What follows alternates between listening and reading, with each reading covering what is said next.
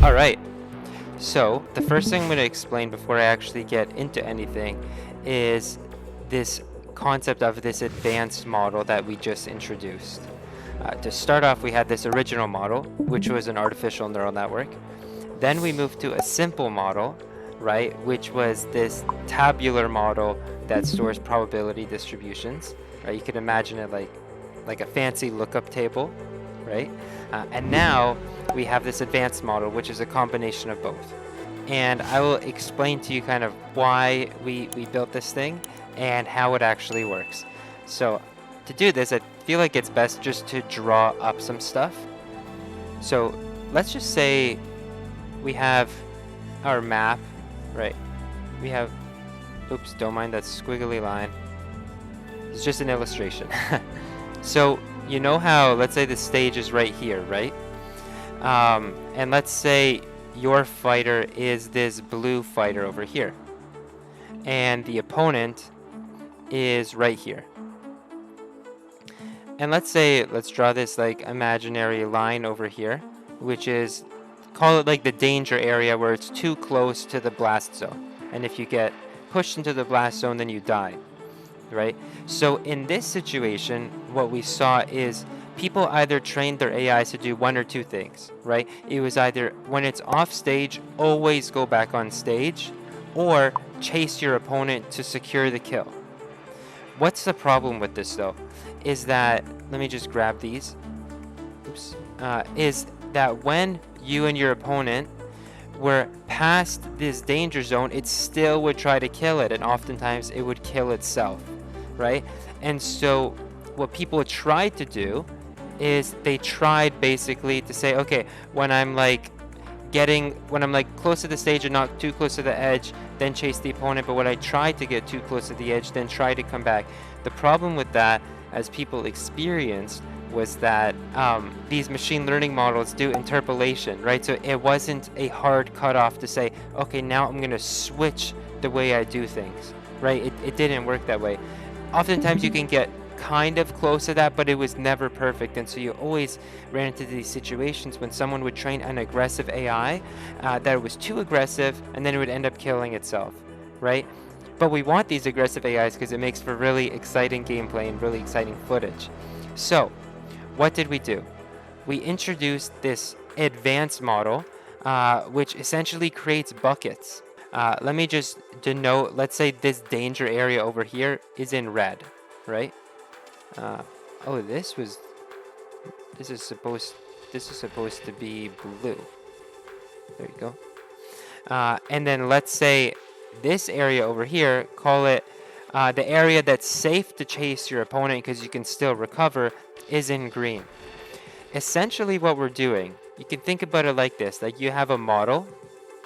In this simplified example, you have a model, and then you have one which is danger, right? This is the danger, and then here, which is the safe area. Okay, and then what we're doing is we're saying, okay, the danger, right, is going to have a separate neural network, right? So this is like a neural network. Let's just say this is like the simple neural network. I'll just do one more layer. So the danger area has one neural network, right? And the safe area has a separate neural network, right? I'm not going to draw all the connections, but you guys know what I mean. And so what that allows us to do, it allows us to have these discrete changes, complete changes in our policy, so that when we're chasing the opponent and we're still in the safe area, we can be more aggressive. But then immediately once it gets into the danger area, it's like, okay, don't chase them anymore, try and retreat. Now, you don't have to train it this way, but we provide you these buckets to give you the freedom to do this if you want. Of course, you can still train it to be hyper aggressive if you want. For example, if you're up 2 stocks maybe, right, and they're on their last stock, maybe you're like, okay, I'm gonna train it to still kill when I'm up stocks, but maybe when I'm down stocks, I want to train it to be a bit more safe. And that's kind of the idea with creating these buckets, such as this, where you can have these really hard cutoffs in the policy, which seemed to me that was what a lot of people were craving. And I think it's a lot more intuitive for humans because I think that's how we think, right? We're like, okay, play. Okay, I'm in the danger area. Play a different way, right? Or this happened. I'm going to play a certain way. And so I'm going to outline basically all the buckets in the advanced model. Of course, if anyone has any recommendations, please, in terms of like how to change the buckets, what buckets to add, please let me know.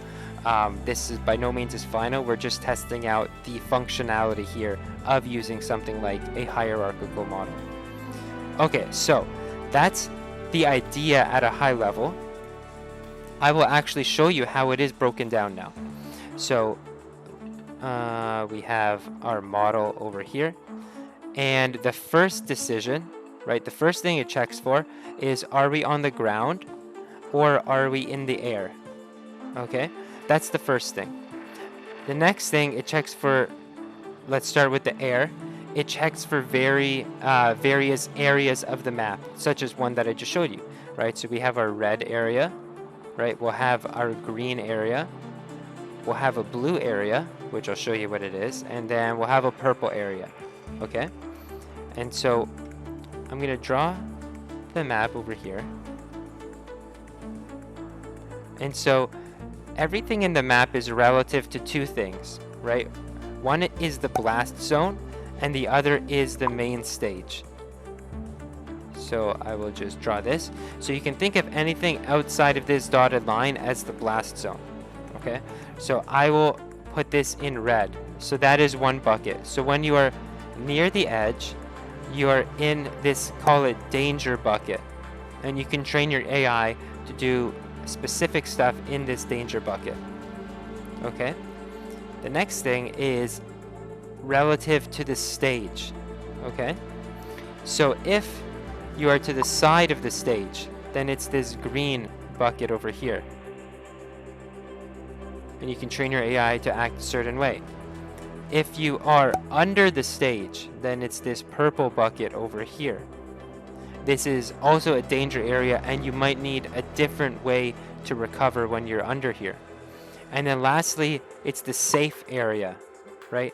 This blue area over here, where you're not worried about really dying. You can just, because there's a stage right under you, right? Even if you get meteor dropped, you're going to hit the stage. If you get hit up, you're not so close to the danger zone that you're going to die. And so you still have some capacity to kind of move around. So those are the four main areas where you'll have distinct neural networks to do basically distinct things. So that's while in the air. While on the ground, we have four as well. So the first one is, I was going to say idle, but that's not true. I'll say active. When the opponent is active, that's one. The second one is when the opponent is stunned. The third one is when the opponent is in knockback. And the fourth one is when there is a projectile active. Okay? So these are the 8 buckets that we have. So a lot of information for when we're in the air or when we're on the ground. And the reason why actually this is advantageous, it actually leads to faster inference and faster learning. Because if you imagine something like the stunned bucket, right? How many inputs do you really need for your AI to kind of know what's happening?